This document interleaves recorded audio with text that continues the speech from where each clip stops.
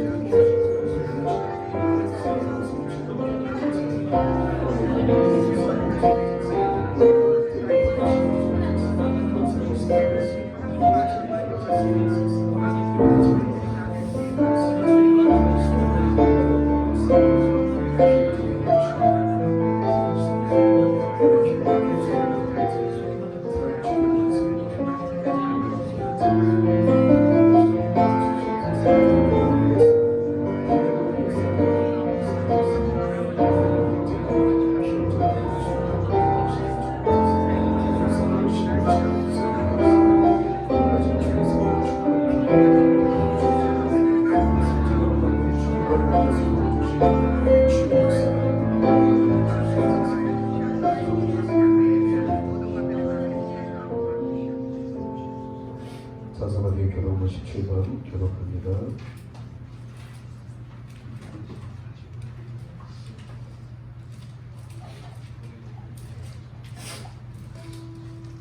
교독합니다. 너희 권능 있는 자들아 영광과 능력을 여호와께 돌리고 돌릴지어다. 여호와께 그의 눈에 합당한 영광을 돌리며 거룩함을 즐기고 여호와께 예배할지어다. 여호와의 소리가 물 위에 있도다. 영광의 하나님이 우리의 소리를 내시니 여호와는 많은 물 위에 계시도다. 여호와의 소리가 힘이 있으며 여호와의 소리가 위엄하도다. 여호와의 소리가 백향목을 꺾으시며 여호와께서 레바논 백향목을 꺾어 부수시도다. 나무를 송아지 같이 뛰게 하시며 나무가 시절에서 같이 뛰게 하시도다. 여호와의 소리가 화염을 가르시도다. 여호와의 소리가 광야를 진동하시며 여호와께서 다리에서 광야를 진동시키시도다. 여호와의 소리가 암사슴을 낙태하게 하시고 샘림을 말갛게 벗기시니 그의 성전에서 그의 모든 것들이 말하기를 영광이라. 여호와께서 홍수 때에 좌정하셨으며 여호와께서 영원하도록 왕으로 좌정하시도다. 여호와께서 자기 백성에게 힘을 주시며 여호와께서 자기 백성에게 평강의 복을 주시리로다. 아멘. 신앙 고백하십니다. 전능하사 전쟁을 받으신 하나님 아버지를 내가 믿사오며 그의 아들 우리 주 예수 그리스도를 믿사오니 이는 성령을 잉태하사 동정녀 마리아에게 하시고 본디오 빌라에게 고난을 받으사 십자가에 못 박혀 죽으시고 장사한 지 사흘 만에 죽은 자 가운데서 다시 살아나시며 하늘에 오사 전능하신 하나님 편안에 계시다가 저희로서 산자와 죽은 자를 심판하고 오시라. 성령을 믿사오며 거룩한 교회와 성도와 성교통하는 것과 죄를 사하여 주시는 것과 몸이 다시 사는 것과 영원히 사는 것을 믿사옵나이다. 아멘. 앉아주세요. 찬송가 369번입니다.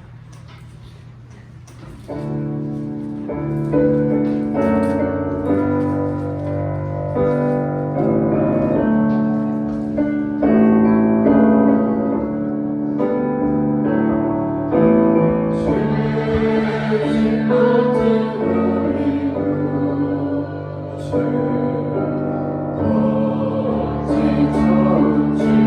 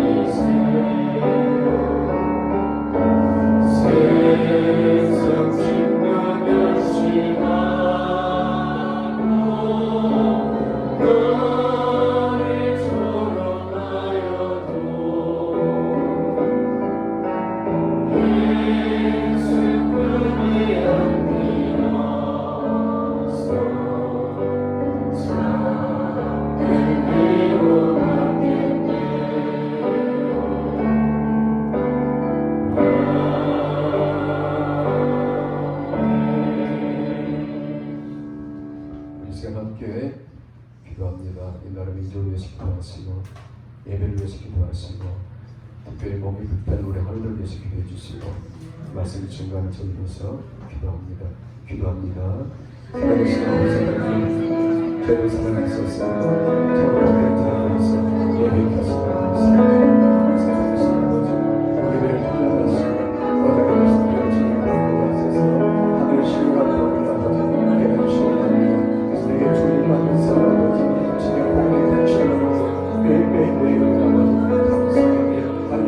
가시고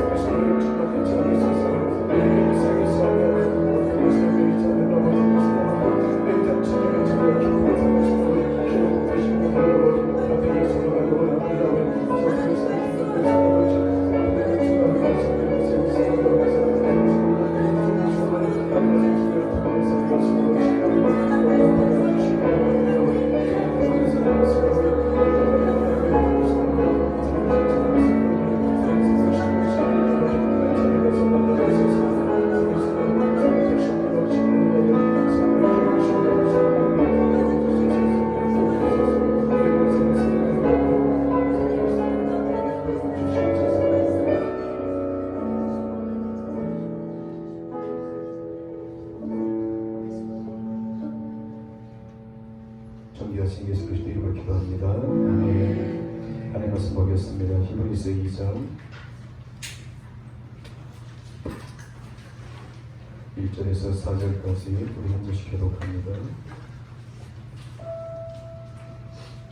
2장 1절 제가 먼저 보겠습니다. 그러므로 우리는 들은 것에 더욱 유념함으로 우리가 흘러 떠내려가지 않도록 함이 마땅하니라.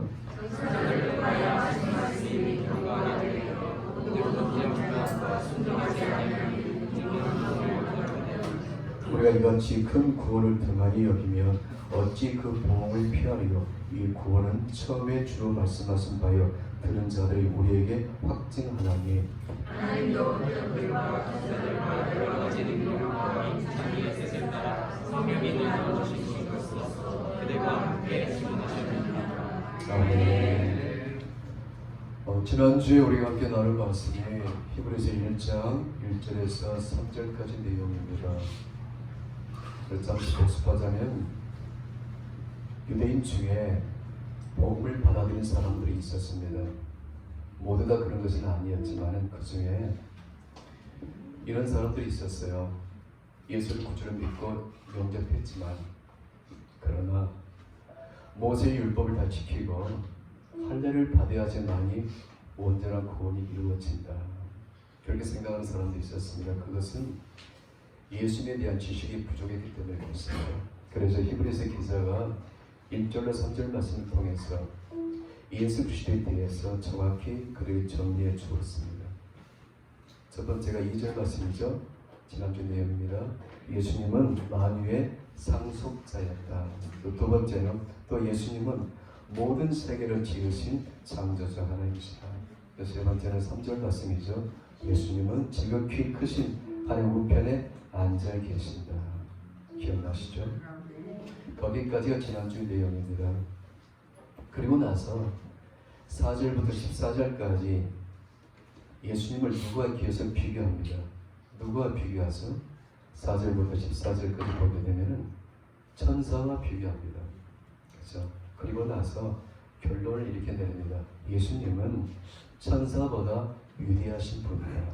이게 결론이죠. 이 히브리서 기자는 이 편지를 쓰면서 왜 뜬금없이 갑자기 천사를 등장시켰을까요?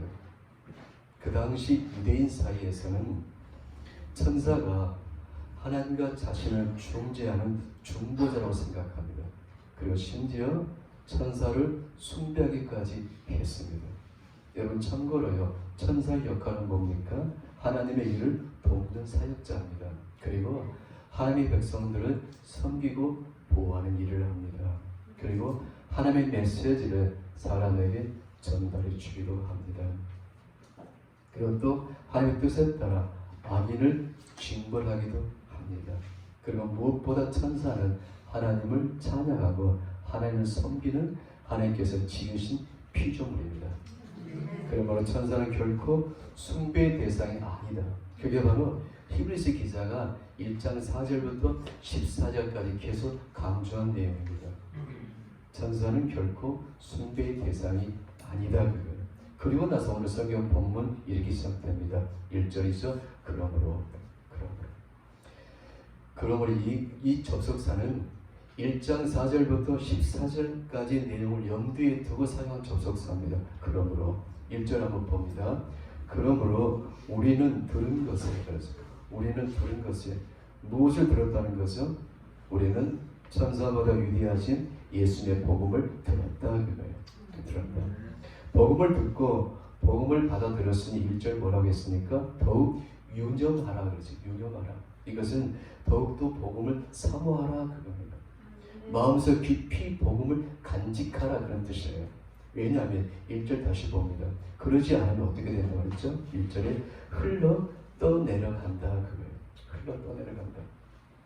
우리가 복음을 받아들여 하나님의 자녀가 되었지만 복음을 마음속 깊이 간직하지 않으면 복음에서 떠나 흘러 떠내려가는 인생이 될 수도 있다 그겁니다. 그래서 오늘 저는 본문의 말씀을 통해서 흘러 떠내려가지 않도록 이런 제목으로 하나님의 말씀 나누겠습니다. 흘러 떠내려가는 인생이 되면은요, 우리가 하나님의 은혜로 하나님의 자녀가 되었지만 이 땅에서 하나님의 자녀로서 마땅히 누려야 될 그 자유와 기쁨을 온전히 누리지 못합니다. 얼마나 억울합니까? 하나님의 자녀의 특권이 바로 뭡니까? 어떤 것에도 얽매이지 않는 자유. 그 다음에 뭐예요? 천국 기쁨이잖아요. 이 자유와 기쁨을 누리지 못한다는 거예요. 2절 말씀 봅니다. 천사들을 통하여 하신 말씀이 뭘까요? 여기서 2절에 모세의 율법입니다. 모세의 율법도 순종하지 않고 범죄하는 거기에 공정한 벌을 받게 되는데 그 2절에 3절은 뭐냐면 하물며 우리가 이같이 큰 구원 이 복음을 등한히 여기면 어찌 그 벌을 피할 수 있겠느냐. 그러면서 4절 봅니다. 하나님도 여러 가지 표적과 기사와 능력으로 이 복음을 증명하지 않느냐. 그러므로 복음을 마음속 깊이 간직해야 그래야 흘러 떠내는 인생이 되지 않는다. 아니죠? 여러분 흘러 떠내려가는 인생에 대해서 야고보 장로가 이렇게 말했습니다. 야고보 장로가 그들은 세상과 친구로 살아가고 그들은 하나님과 원수다 그랬어요. 야고보 4장 4절입니다. 이렇듯 복음을 마음속 깊이 간직하지 않는 교인은 세상 물결에 그냥 표류하는 삶을 살게 됩니다. 성도는 성도로서의 분명한 색깔이 있어야 됩니다. 그래서 검은색, 노란색, 붉은색 그래야 되는데 거무스름, 노루스름, 붉은스름 해서는 안 된다는 것이죠. 그게 바로 라오디게아 교회입니다. 차지도 않고 뜨겁지도 않고 그래서 예수님께서 내가 너희를 내 입에서 토해내고 싶다라고 책망하신 겁니다. 하나님도 좋고 사람도 좋고 이 양다리 법칙은 신앙에서 통하지 않습니다.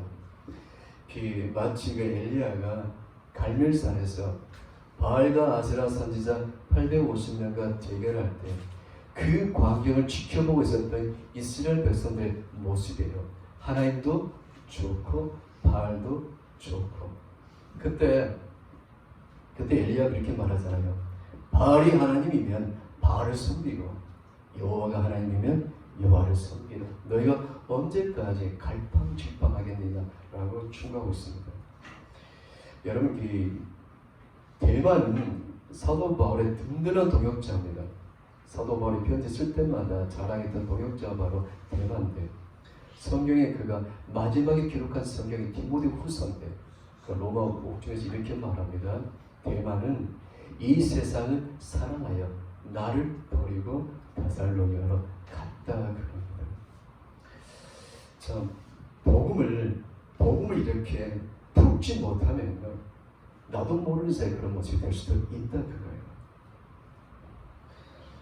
여러분 누가 복음을 잘 간직하며 살아갈 수 있을까요? 복음이 십자가잖아요. 복음의 가치를 아는 성도입니다. 복음의 가치.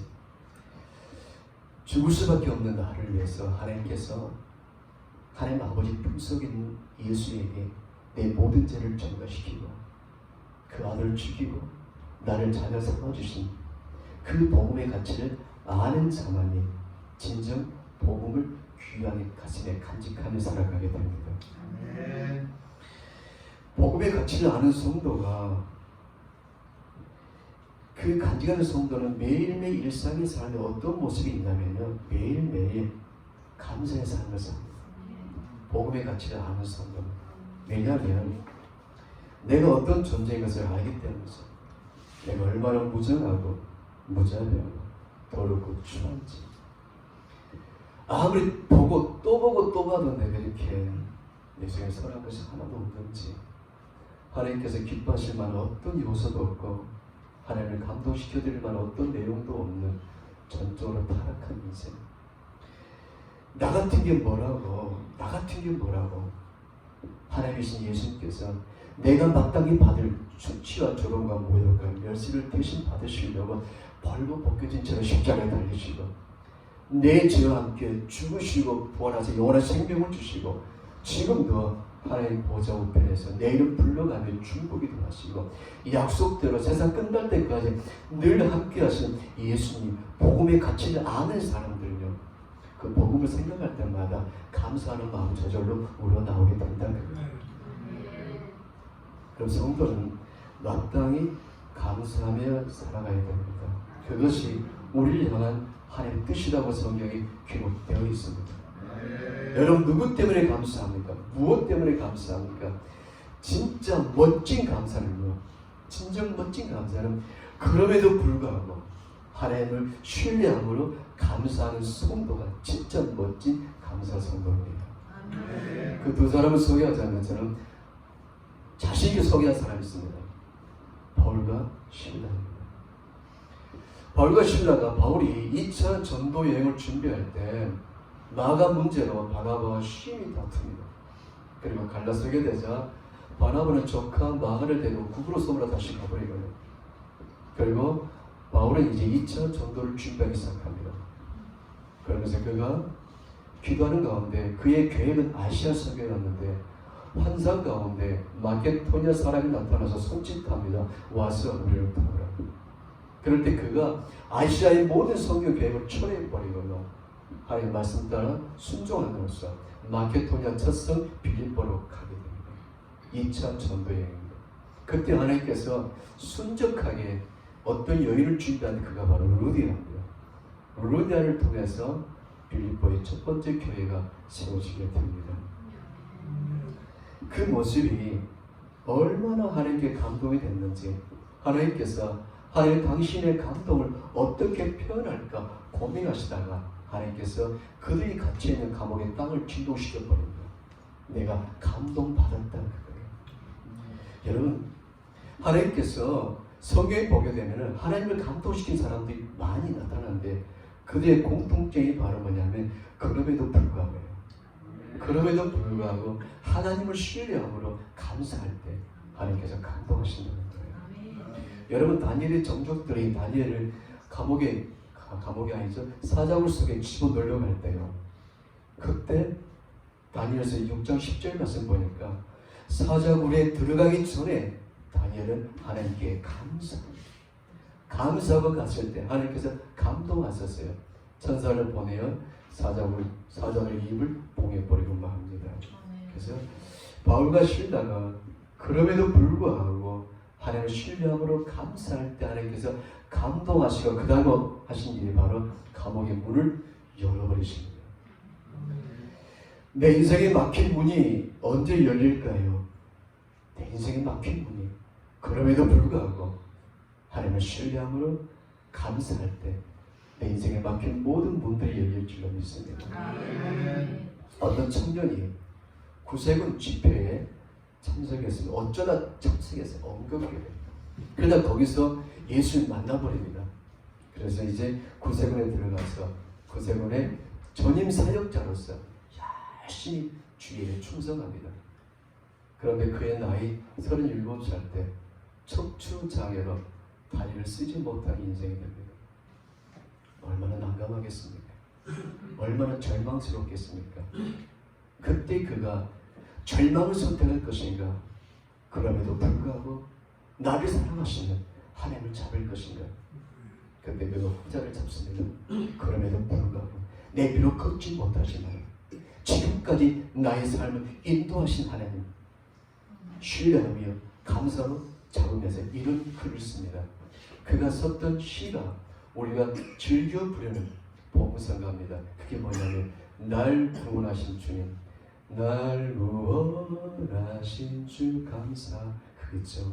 그 형제가 이렇게 가사를 썼습니다. 이걸 다 아는 건데 응답하신 기도 감사, 거절하신 것도 감사, 헤쳐나온 풍랑 감사, 모든 것 채우시니 아픔과 기쁨도 감사, 절망 중 위로 감사, 측량 못할 은혜 감사, 그진 사는 감사해요. 자기 두 다리 못 쓰는데 측량 못할 하나님의 은혜에 대해서 감사했을 때 하나님께서는 그 감사를 받으시고요, 그가 이 세상 끝날 때까지 그의 사역의 문을 활짝 열어주십니다. 내 인생의 어떤 문제 앞에서도 막힌 문제 앞, 어떤 문이라 할지라도 그럼에도 불구하고 나를 사랑하신 하나님을 신뢰하면서 감사할 때 막힌 문들이 열릴 줄로 믿습니다. 그래서 그런 성도는요, 어떤 일이 생기면 일단 범사에 감사 품습니다. 왜냐하면 하나님은 내게 악을 행할 수 없는 좋으신 아버지를 믿기 때문에 그렇습니다. 아들 죽이면서 나를 자녀 삼으셨는데 무엇을 아끼시겠습니까?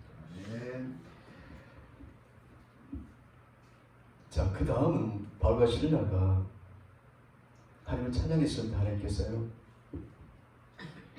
그 두 발에 채워진 착고가 툭 끊어집니다. 그래서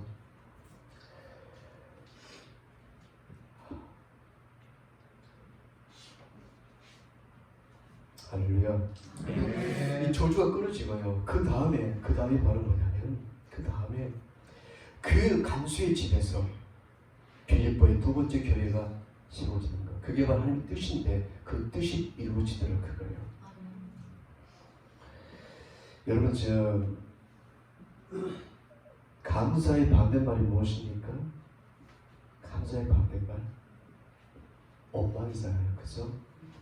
사람들은 정말 감사에 인색합니다. 우리 얼마나 인색한지 예를 들어서 봅니다. 누가복음 17장에 보게 되면 10명의 문둥이들이 있었어요. 그 문둥이들이 여러분 소문을 듣기를 나사렛 목수 예수가 모든 병을 고친단다. 그 소문을 듣고 예수님께 가고 싶었지만은 가다가는 마저 죽을 것 같으니까 그 10명이 간절히 갈망하기 시작합니다. 언젠가는 예수님이 지나가실 것이다.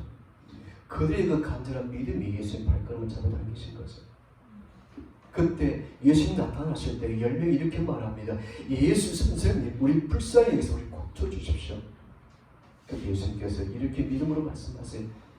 너희 몸이 이미 고침받았으니 깨끗게 됐음을 제사장에 가서 보여라는 거예요. 그들이 그 믿음을 가지고 가는 도중에 모두가 고침을 받게 됐을 때 9명은 각기 제 길로 가더라고요. 가족이 얼마나 보고 싶었을까요? 충분히 저는 이해가 됩니다. 아마 저도 그랬을지도 모르겠어요. 그러나 진짜 예수님께 와서 감사 살해한 사람은 한 사람뿐이었다는 것이죠. 예수님 이렇게 묻습니다. 나머지 9은 어디 있느냐? 그래서 정말 우리가 감사하는 성도가 몇 명이 나면 9대 1밖에 안 된다는 거예요. 사람은 그만큼 뭐예요? 원망하는 쪽에 길들어져 있습니다. 여러분 보세요. 이스라엘 민족이 출애굽했을 때 1세대가 광야에서 모두 죽었는데 원인은 뭐예요? 원망에서 그러잖아요. 홍해 바다가 쫙 갈라지니까 하나님께 감사하잖아요. 하나님 감사합니다. 그러다가 3일 못 갑니다. 말에 쓴물을 만나고 다시 하나님께 원망합니다. 하나님 이러깁니까?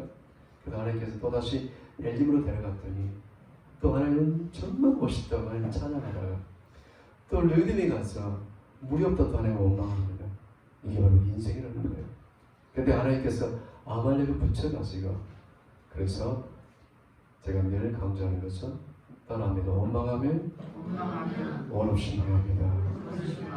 그렇게 되는 거예요. 그래서 우리 성도는 그럼에도 불구하고 하나님을 신뢰함으로 범사에 감사해야 되는데 누가 그런다고요? 복음의 가치를 아는 성도가 그런 거예요. 복음의 가치를 아는 성도는 첫 번째 범사를 감사로 품고 해석하고 반응하고요. 그 다음에 어떤 일을 하냐면 복음을 내게 허락하신 하나님의 영광을 내 삶의 최선의 가치로 여기며 살아갑니다. 그래서 바울이 이렇게 말했잖아요. 먹든지 마시든지 무엇을 하든지 다 하나님의 영광을 위하여 하라. 이 세상의 모든 피조물들은 뭐예요? 하나님의 영광을 찬양하도록 주임 받았습니다. 예전에 우리 교회 왔던 어떤 형제가 저에게 이런 간증을 했어요. 들은 분도 있을 거예요. 그 사람은 이제 목사님의 아들이었어요. 아버지에 대한 그 반발이 있었는지 복음을 계속 거부합니다. 복음을 계속 거부하는 이 친구가 이제 20대 중후반 됐을 때 갑자기 쓰러집니다. 쓰러졌는데 그 병원에 데려갔는데 병원에서 병명을 찾지 못합니다. 몸이 점점 말라져 가고 죽어가는데 손 쓸 수 있는 어떤 약을 모르는 거예요. 어느 날 입원실에 누워서 힘겹게 눈을 뜨고 있는데 세상에 모든 피조물이 하나님을 찬양하더래요. 심지어 우리가 마신 이 물컵도 이 플라스틱이잖아요. 생명이 없잖아요. 이 물컵을 봤더니 영광의 빛이 쫙 비치는데 이 물컵이 하나님을 찬양하더라고요. 모든 것이 우리 눈에 보이지 않는 먼지도 하나님을 찬양합니다. 지금. 근데 이 형제가 힘겹게 밖을 봤더니 어떤 배달하는 오토바이를 배달하는 사람이 있었는데 그 사람은 하나님을 찬양하지 않더라고요. 그래서 봤더니 정말 모든 피조물은 다 하나님을 찬양하는데 하나님의 영광을 찬양하는데 사람들은 찬양하지 않더라고요. 그만큼 하나님의 영광에 목마른 사람들이 거의 없다는 거예요.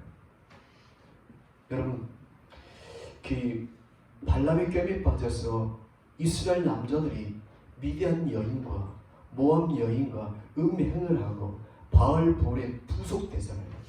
그때 하나님께서 징계함으로 이스라엘 진중에 전염병을 창궐시켜가지고 계속 죽어갑니다. 24,000명이 죽어갈 때였어요. 그때 이스라엘 남자와 미디안 여자가 음행하고 장막에 들어가는 모습을 보고 그리고 나서 누구죠? 비느하스가 하나님의 분노를 갔어요. 하나님의 영광이 실추되는 것을 보고 나서 하나님의 분노로 참으로 그 남자 여자 염통을 찔렀을 때 하나님께서 전염병을 멈추셨습니다. 여러분, 하나님의 영광에 생명을 거는 자들 하나님 큰 기쁨입니다. 예전에요, 우리 서울 지방에 어떤 행사를 있었어요. 강화도에서. 그때 어떤 목사님을 초빙해서요 말씀을 나눴는데 그 목사님의 감정이 저를 많이 울렸습니다.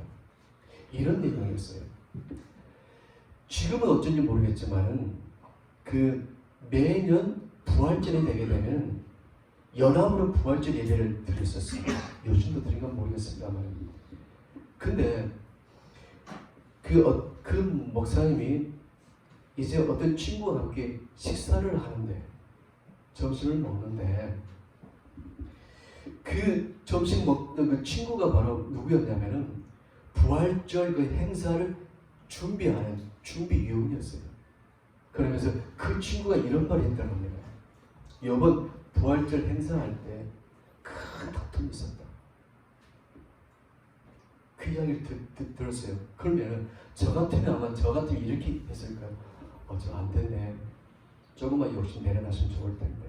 아마도 이제 서로 순서 때문에 그랬겠죠.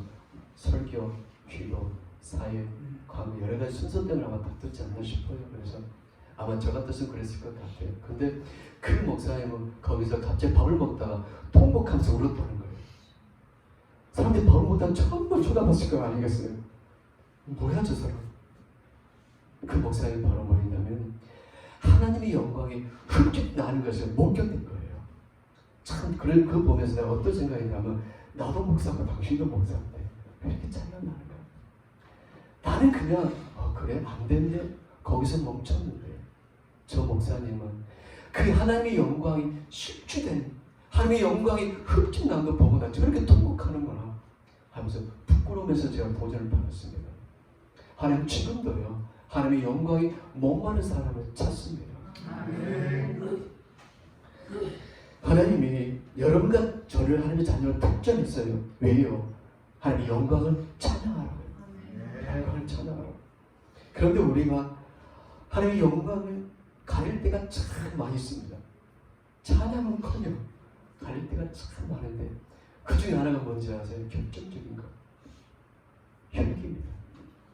혈기 내고 분노하고 썸을 내는 거.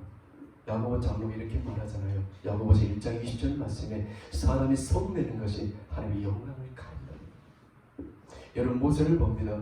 민수기 12장 3절 말씀 보면 모세는 온유함이 지면 위의 모든 사람보다 승하다. 그런 모세도요 결정적인 순간에 혈기 부리다가 결국 그토록 가고 싶어하는 가나안 땅에 들어가지 못합니다. 사건의 발단이 이렇습니다. 이스라엘 민족이 허구한 날 원망합니다. 어떤 것 때문에 원망해요? 꼭 원망해도요, 그럴듯한 것은 원망한 것이 아니라 꼭 먹고 마시는 것 때문에 원망을 해요. 물이 없다고 원망하고 고기 먹고 싶다고 원망하고. 모세가 지겨운 거예요. 잘 참아오다가 이제 가나안 땅에 곧 들어갈 때쯤 돼서요, 이스라엘 민족이 또다시 가데스 바네아에서 물이 없다고 원망합니다. 그때 하나님께서 모세를 부르십니다. 모세야, 너 이 반석 앞에 서서 명하라, 물이 나오라. 그럼 내가 물을 내줄게. 근데 모세가 분노함으로 혈기로 백성들 앞에서 내가 물을 내려 지팡이로 반석을 2번 쳐버리십니다. 혈기로. 하나님께서 모세의 고기를 세우기 위해서 물을 내주셨지만 하나님께 모세를 책망하십니다. 모세야, 너가 내 백성 앞에서 내 영광을 가렸다. 너는 가나안 땅에 들어가지 못한다. 모세가 40년을 버텼잖아요. 느보산에서 가나안 땅을 바라보면서 통곡하면서 기도합니다. 하나님, 나 들어가게 해주세요. 그 하나님께서 모세에게 이렇게 말씀하세요. 모세야, 이 일로 다시는 내게 기도하지 마라. 하나님의 영광을 가리는 일이 무서운 거예요. 할렐루야. 여러분, 우리가 하나님을 영원하게 해드릴 때 세상 속에 하나님의 영광이 드러나기 시작합니다. 근데 시편의 50장 15절 말씀, 이런 말씀이 있습니다. 환난 날에 나를 찾으라. 내가 너를 건지리니 네가 나를 영원하게 한다는 거죠. 그래서 우리가 뭐예요? 하나님께서 가끔씩 우리에게 환난을 허락하실 때가 있어요. 왜요? 하나님을 영원하게 해드리라고. 내 인생에 환난이 왔을 때 우리 생각해야 됩니다. 성경 그랬잖아요. 형통할 때 기뻐하고 공고할 때는 생각하라. 왜 환란이 왔을까? 거의 첫 번째는 뭐예요? 불순종 때문에 오는 경우가 참 많습니다. 두 번째는 뭐예요? 그것이 아니면 하나님의 뜻을 이루기 위해서 내가 허락하셨구나. 그 뜻이 바로 뭘까요? 하나님을 영원하게 해드리라고. 그렇게 기회를 주신 줄을 알고 환란이 왔을 때 하나님을 절대 신뢰함으로 감사함으로 나아갈 수 있는 여러분 되길 축원합니다. 환란이 왔을 때 우리가 해야 될 일은 바로 그거예요. 하나님을 간절히 찾는 겁니다. 마치 목마른 사슴이 시냇물 찾기에 갈급한 같이 그렇게 하나님을 간절히 찾을 때 모든 것을 합력해서 선을 이루시는 하나님께서 여러분의 모습을 통해서 친히 영광을 받으실 것입니다. 오늘 저는 흘러 내려가는 인생이 되지 맙시다라는 제목을 하는 말씀 나눴습니다. 그러기 위해서는 어떻게 하겠습니까? 복음을 내 마음속에 깊이 간직해야 된다고 했습니다. 복음을 마음속에 깊이 간직하는 성도는요, 뭐예요? 범사에 어떤 경우든지 감사로 품고 해석하고 감사로 반응합니다. 하나님을 신뢰하고 그리고 복음의 가치를 최고의 가치를 여기며 살아가는 성도가 바로 그런 성도입니다. 여러분, 복음을 가슴속 깊이 간직하셨습니까? 기도하겠습니다. 살아계신 하나님 우리 아버지, 복음을 마음속에 굳게 간직하며 살아가기를 원합니다. 그리하여 매일매일 감사의 삶을 살게 하시고 하나님의 영광을 내 삶의 최고의 가치를 여기며 살아가게 하옵소서. 존귀하신 예수 그리스도의 이름으로 축복하며 기도 올리옵나이다. 아멘. 전서가 288장입니다.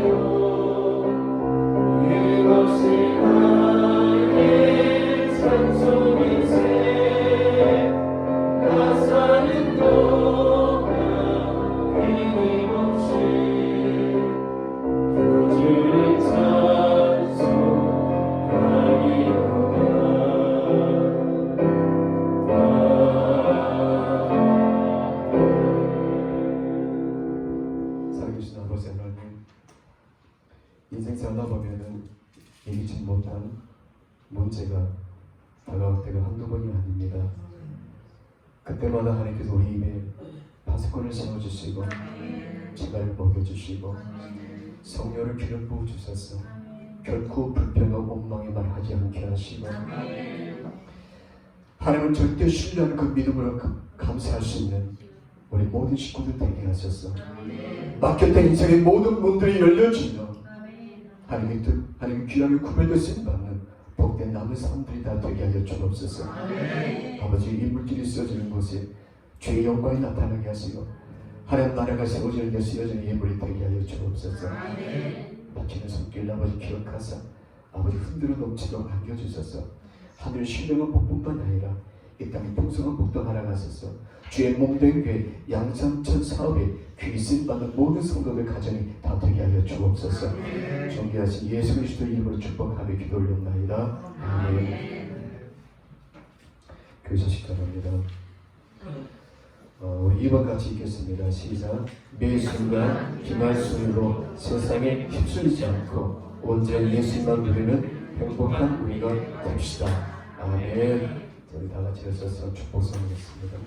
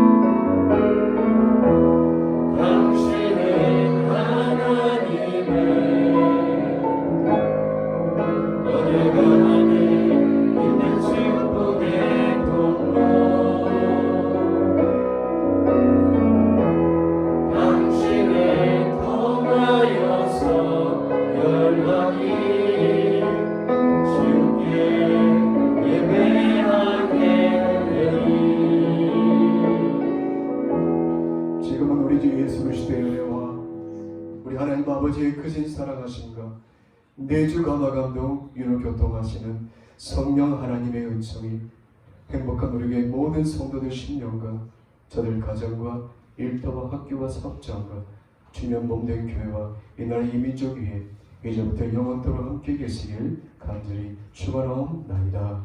아멘.